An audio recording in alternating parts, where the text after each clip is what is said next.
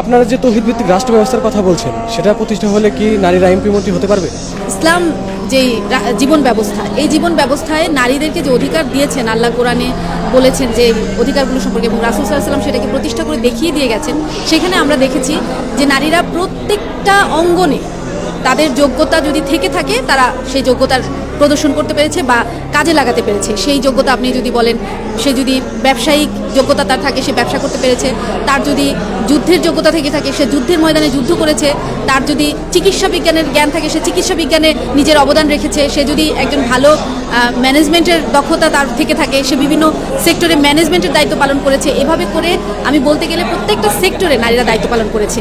So এখানে আলাদাভাবে এটা বলার কিছু নাই যে নারীরা আবার যদি তৌহিদ ভিত্তিক ইসলামিক রাষ্ট্র ব্যবস্থা প্রতিষ্ঠিত হয়, এখানে নারীরা এমপি হবে, মন্ত্রী হবে বা কোনো একটা স্পেসিফিক দায়িত্ব পাবে কিনা আলাদাভাবে বলার কিছু নাই। যেই পদে নারীর যোগ্যতা থাকবে, সেই পদেই নারী অধিষ্ঠিত হতে পারবে, অর্থাৎ নারী তার পদ লাভ করতে পারবে।